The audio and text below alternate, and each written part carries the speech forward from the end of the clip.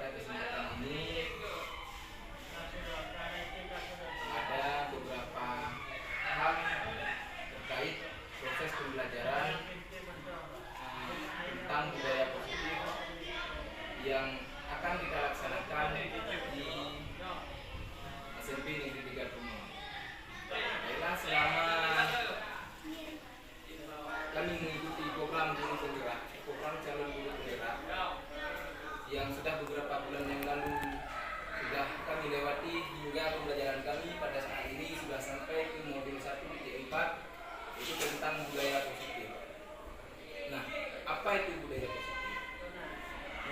Budaya positif merupakan budaya yang kita harapkan ada dan terlaksana di lingkungan sekolah, baik itu di lingkungan sekolah kita SMP Negeri 3 Tumor maupun di sekolah-sekolah lain, karena ini merupakan program yang sudah direncanakan, program yang sudah dijalankan oleh Menteri Pendidikan kita, Bapak Nadiem Makarim.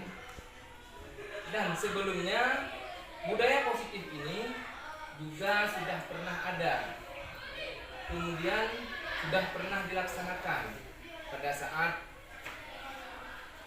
kita baru-baru merdeka, pada saat Menteri Pendidikan kita yang pertama yang hari lahirnya kita peringati sebagai Hari Pendidikan. Masih ingat Bapak Ibu semuanya kan? Ki Hajar Dewantara, itu merupakan Menteri Pendidikan kita yang pertama, dan beliaulah yang mencanangkan pendidikan itu harus bisa kita menuntun baik dengan kodrat zaman maupun dengan kodrat alam terhadap anak itu sendiri. Nah, pada hari ini tujuan dari CGP membuat diseminasi terkait budaya positif di sekolah ini, yang pertama ingin memperkenalkan kembali dan mengajak kawan-kawan semua untuk kembali melaksanakan dan mempraktekkan hal tersebut ketika kita berada dalam kelas ataupun di lingkungan sekolah. Nah, terkait perubahan paradigma belajar yang sangat signifikan, perubahan itu penting yang terjadi ketika cara berpikir yang biasa tentang atau melakukan sesuatu diganti dengan cara yang baru dan berbeda. Kemudian pembelajaran paradigma baru merupakan pembelajaran yang berorientasi pada penguatan kompetensi dan pengembangan karakter yang sesuai dengan nilai-nilai Pancasila. Pembelajaran paradigma baru memastikan praktik pembelajaran yang berpusat pada murid, yang mana setiap murid belajar sesuai dengan kebutuhan dan perkembangannya. Nah, ketika kita berada dalam kelas, ketika kita melaksanakan proses pembelajaran, terkadang kita menuntut bagaimana siswa itu harus sesuai dengan keinginan kita. Ini sering terjadi, mudah-mudahan tidak ada di sini. Sering kita menuntut siswa itu sesuai dengan keinginan kita. Nah, pada dasarnya pembelajaran perubahan paradigma belajar itu kita menuntun bagaimana siswa itu mau. Jadi kata menuntut dan kata menuntut itu berbeda ya. Menuntut dengan menuntut, artinya kalau menuntun kita mengikuti bagaimana cara siswa itu belajar. Mungkin kalau siswa yang belajarnya lebih meningkat di matematika, mungkin dia dengan melihat gunung sudah tahu, oh beginilah diagonal. Ketika dia melihat jauh pandangannya, oh inilah diagonal dalam matematika. Nah, ketika kita melihat siswa yang cara belajarnya dia hanya memikirkan bagaimana olahraga, ya jangan terfokus dengan olahraga saya. Mungkin dengan bola dia bisa menghitung matematika. Itu yang dikatakan dengan paradigma belajar, perubahan paradigma belajar. Kemudian lanjutkan perubahan paradigma belajar. Pembelajaran paradigma baru dilakukan melalui kegiatan pembelajaran di dalam kelas, baik itu melalui kegiatan intrakurikuler maupun di luar sekolah dengan kokurikuler dan ekstrakurikuler. Perubahan paradigma pada proses pembelajaran disebabkan beberapa hal. Yang pertama, perkembangan ilmu pengetahuan dan teknologi. Sebagaimana kita ketahui bersama, pada saat ini kita sudah berada di zaman 4.0 dan akan kita lalui, akan kita hadapi perubahan teknologi informasi itu ke zaman 5.0. Kemudian yang kedua, adaptasi atas kebutuhan hidup. Kemudian yang ketiga, tidak terprediksi. Apa yang akan kita kerjakan hari ini tidak bisa kita prediksi untuk besok. Ya, tidak bisa. Cuma kita bisa merencanakan. Tapi prediksi atau rencana yang kita buat itu mungkin tidak akan terlaksana sepenuhnya. Kemudian yang keempat, inovasi dan kreatif. Ini dituntun pada kita semua. Kita harus bisa berinovasi, kemudian membuat kreativitas sesuai dengan perkembangan zaman. Kemudian disiplin positif. Disiplin positif adalah proses pembelajaran. Disiplin positif merupakan pendekatan mendidik anak untuk melakukan kontrol diri dan pembentukan kepercayaan diri. Jadi kita dituntut bagaimana kita mendidik anak untuk bisa mengontrol diri, baik mengontrol diri kita terlebih dahulu, kemudian mengontrol diri anak dan membentuk kepercayaan diri terhadap anak. Kemudian penerapan disiplin positif memerlukan kerjasama dan rasa saling percaya antara kita. Siapa kita? Seluruh warga sekolah dan dengan orang tua siswa.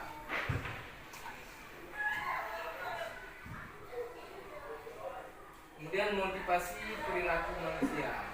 Menurut Dean Gosen menyatakan ada 3 motivasi perilaku manusia. Yang pertama, untuk menghindari ketidaknyamanan atau hukuman yang tingkat terendah dari motivasi perilaku manusia.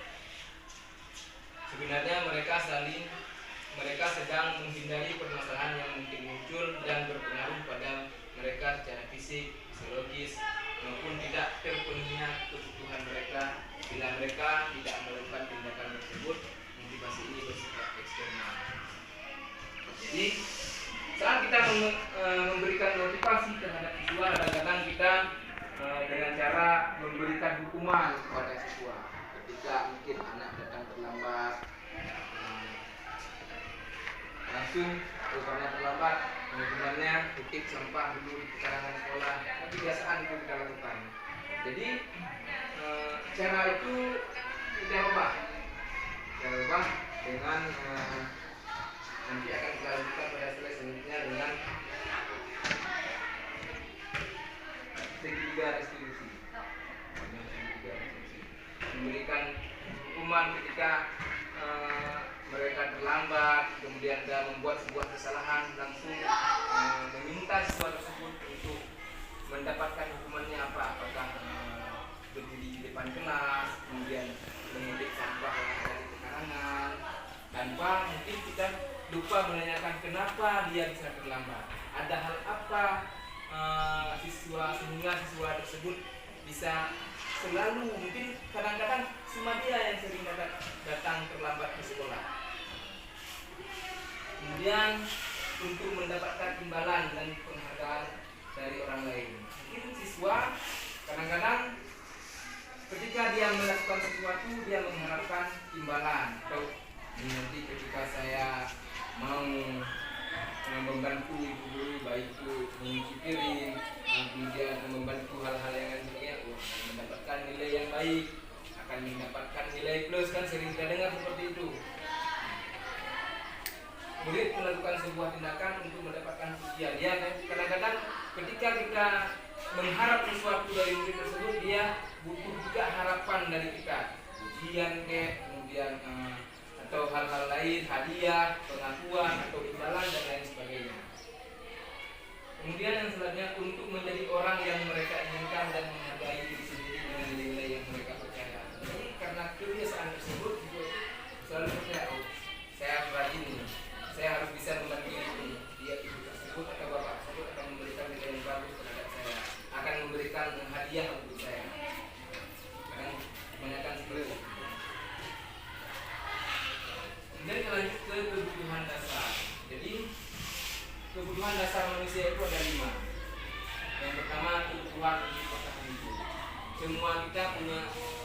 kebutuhan untuk bertahan hidup. Bagaimana caranya? Dengan harus minimal makan 3 kali sehari, kan kebutuhan untuk bertahan hidup. Nah, kalau seandainya kita tidak makan, tidak mungkin kita bertahan hidup, tidak mungkin kita bergerak.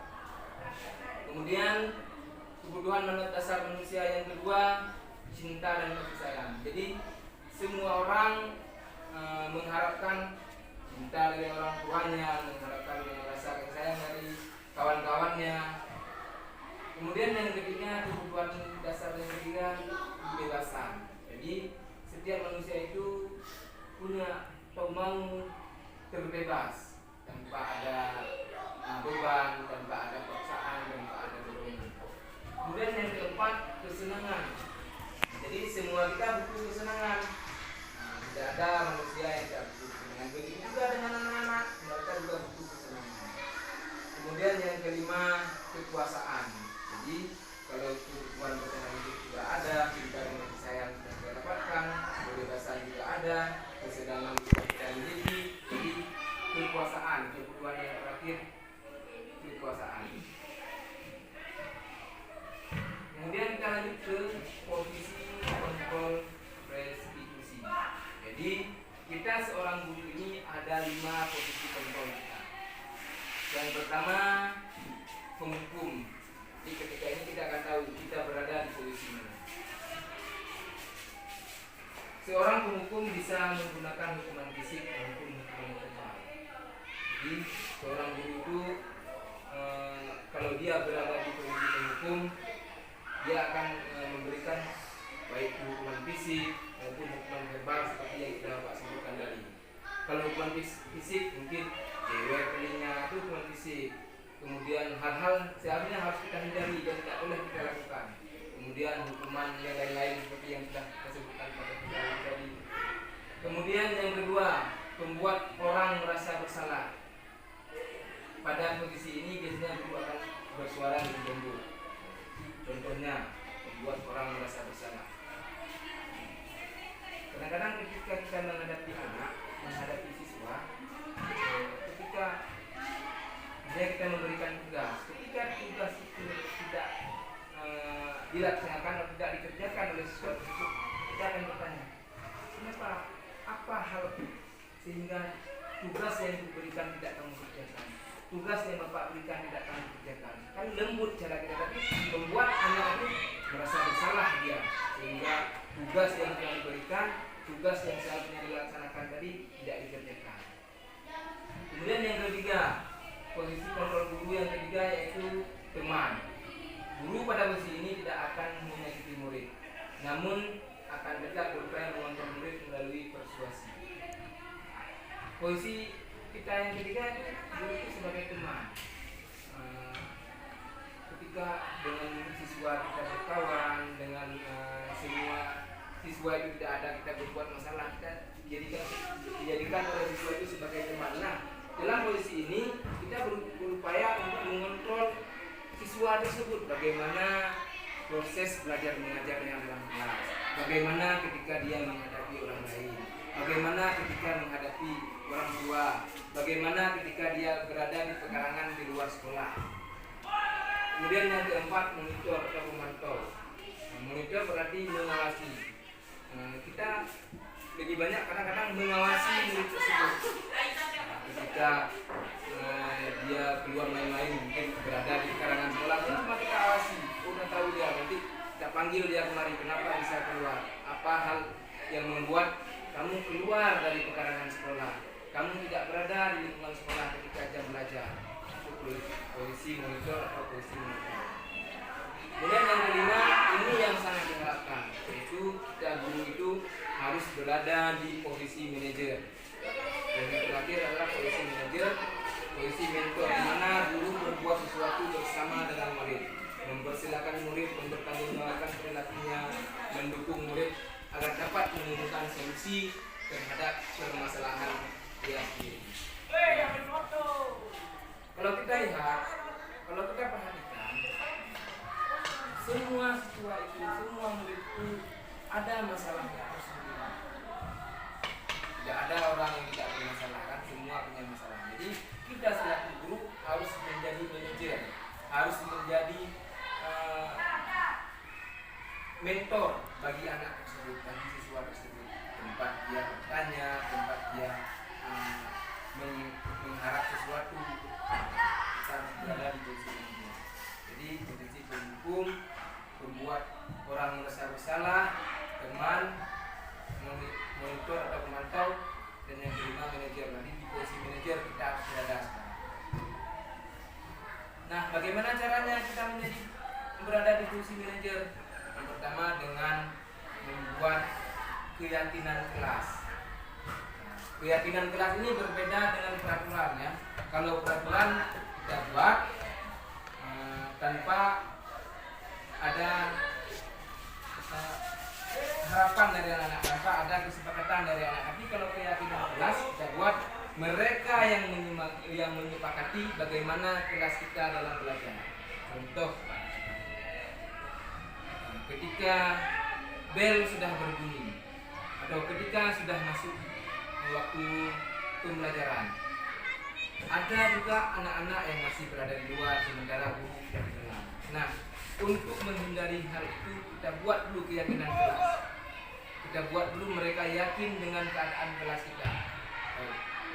Bagaimana kalau seandainya untuk pertemuan ke depan ketika bel sudah berbunyi, waktu sudah menunjukkan jam pelajaran sudah kita mulai, anak-anak tidak ada lagi yang berada di luar. Nah, ketika mereka masih ada juga berada di luar, bagaimana caranya? Bagaimana kesepakatan yang akan kita buat itu dengan mereka supaya tidak ada lagi yang terlambat, supaya tidak ada lagi yang berada di luar ketika kita sudah berada dalam kelas. Jadi dengan menumbuhkan budaya positif tadi, menumbuhkan kesempatan kelas, jadi untuk melakukan pembiasaan. Jadi kalau mereka sudah terbiasa, otomatis tidak akan dilakukannya lagi hal-hal yang tidak sesuai dengan keyakinan yang sudah kita buat tadi. Kemudian selanjutnya segitiga restitusi.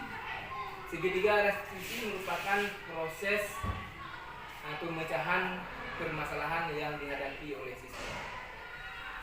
Ada 3 langkah-langkahnya. Yang pertama, menstabilkan identitas.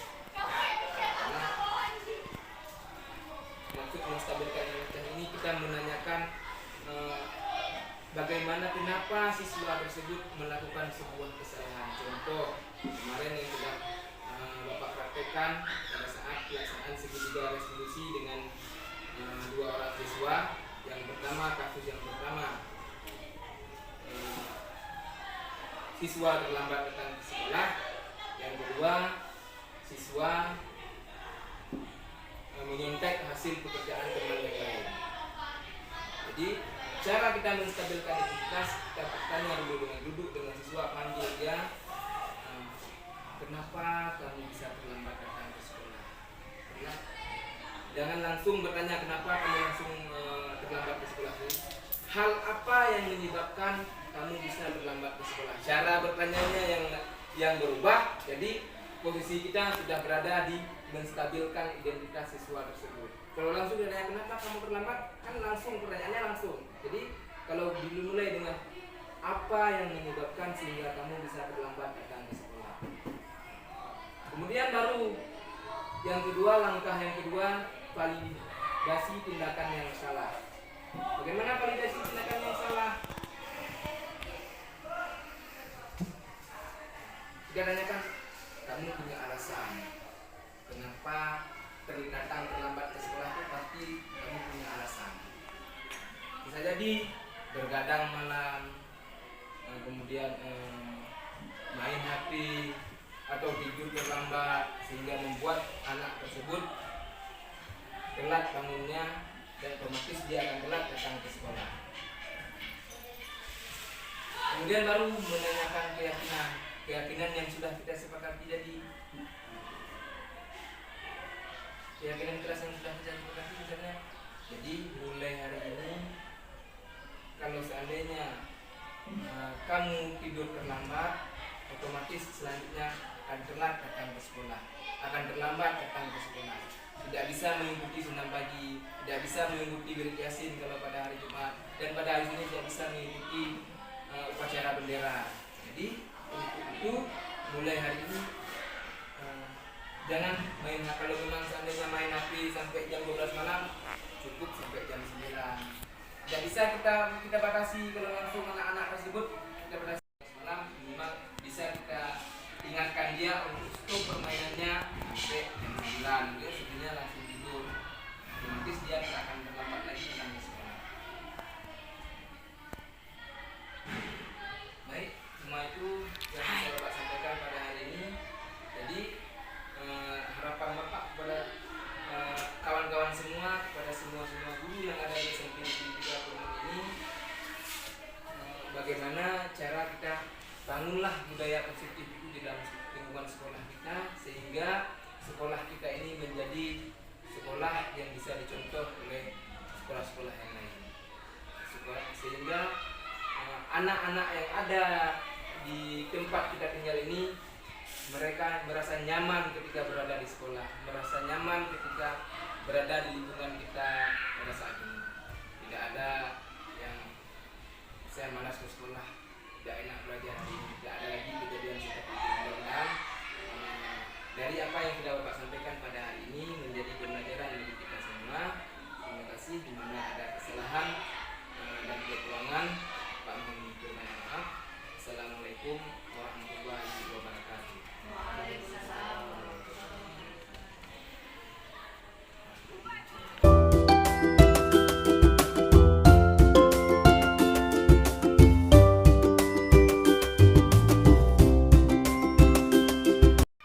Assalamualaikum anak-anak.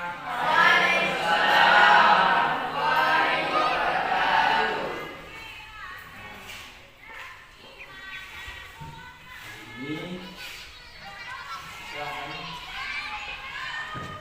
mulai pelajaran sambungan dari materi pada minggu yang lalu. Nah, sebelum pembelajaran Bapak, alangkah lebih bagusnya kita semua yang ada di sini membuat sebuah keyakinan keras yang nantinya akan menjadi budaya positif yang akan kita laksanakan secara bersama-sama dengan penuh konsisten. Nah, budaya positif itu sendiri akan menjadikan kalian nanti sebagai manusia yang memiliki rasa percaya diri, memiliki rasa persatuan dan kesatuan, memiliki keyakinan, sehingga ketika kalian melakukan sebuah kebaikan, kalian tidak mengharapkan pujian, tidak mengharapkan imbalan, dan tidak mengharapkan apapun. Karena ketika sudah terbentuk budaya positif, hal-hal yang baik yang kita laksanakan akan membuat kalian menjadi orang yang bisa menghargai orang lain. Nah, budaya positif itu sendiri Bapak contohkan seperti datang di sekolah tepat waktu, kemudian sopan santun terhadap guru, menghargai teman, menjenguk teman ketika musibah, kemudian menjaga kebersihan kelas, menjaga kekarangan sekolah, bersih dari sampah. Itu kan budaya positif yang mungkin selama ini tidak kita laksanakan secara konsisten, tidak kita laksanakan secara baik. Nah, mulai hari ini kita mulai kembali dan kita laksanakan dengan penuh tanggung jawab untuk membuat sebuah kesepakatan kelas, keyakinan kelas tadi yang nantinya akan menjadi budaya positif di sekolah kita, terutama di kelas ini. Bapak memberikan kesempatan kepada kalian semua. Kalian sendiri yang putuskan, kalian sendiri yang buat, nanti kalian tanda tangani. Akan Bapak bagikan nanti kelas ini ada lemnya. Setelah kalian tulis masing-masing minimal satu buah keyakinan, kalian tempelkan di papan tulis. Nah, setelah kalian tempelkan di buku ini merupakan keyakinan kelas di kelas 7 SMP Negeri 3 Nah, jadi karena ini masih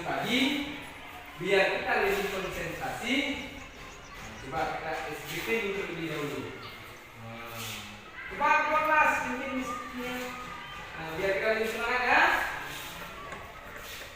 Nah, Tepuk salut.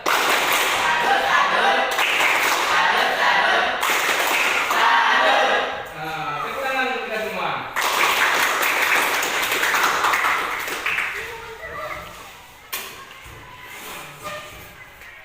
Nah, memo ini kan sudah Bapak bagikan.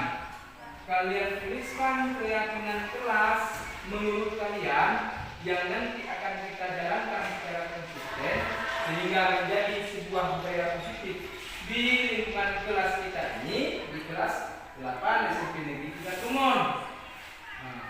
Setelah kalian tuliskan apa yang menurut kalian menjadi sebuah keyakinan, kalian tanda tangani. Bagaimana anak-anak Pak? Bisa? Setelah nanti kalian tuliskan, memo-nya kalian tempelkan ke sana ke papan tulis yang sudah Bapak kasih karton yang warna kuning tempel di atas dan yang warna pink tempelnya di bawah. Nanti akan kita bacakan apa yang menjadi keyakinan kelas kita. Setuju? Kalau sudah setuju, Bapak mulai dari baca semua kan? Mulai dari admin itu dahulu. Coba yang mengatakan dulu depan. Yang ini tempel di atas dan yang warna pink tempel di bawah.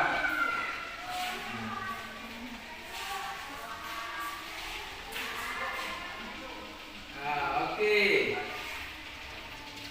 Jangan lupa tanda tangan ya. Lanjut. Siapa lagi yang siap-siap tempelkan terus. Kalau yang merah sudah siap, tempelkan. Siapa? Irfan. Tempelkan Irfan. Kalau yang sudah siap, itu di bawah ya Irfan ya. Yang merah di sini. Yang merah di sini.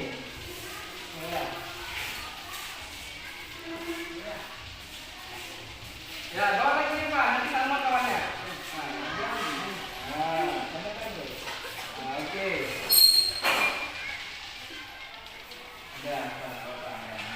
Oke, lanjut siapa lagi yang siap? Bangun terus. Ada dia Pak. Ada, tunjukkan dulu yang siap.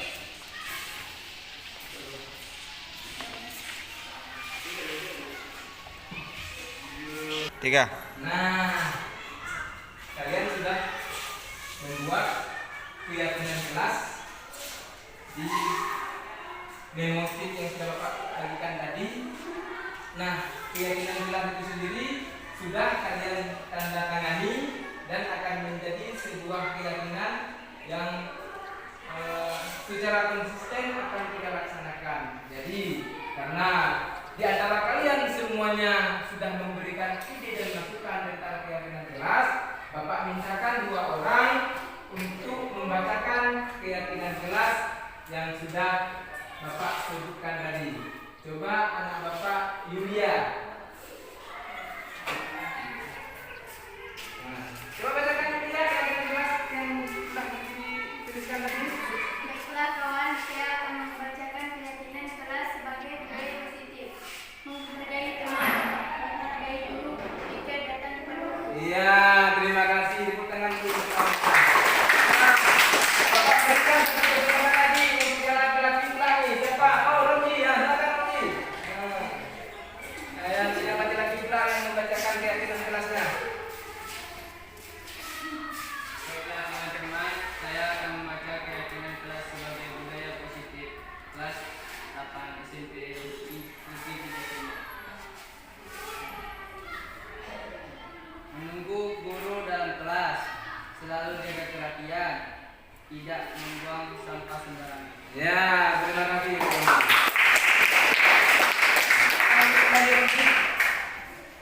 Nah, keyakinan kelas yang sudah kalian tuliskan tadi dan sudah kalian tanda tangani, Bapak ulang membaca ya. Sekali lagi anak keren-keren ini. Bagus-bagus keyakinannya. Menghargai teman. Kenapa kita perlu menghargai teman? Karena dengan adanya teman kita bisa bermain, kita bisa pergi kemana-mana, kita punya kawan datang ke sekolah. Jadi ketika kita punya kawan, punya teman, kita harus saling menghargai.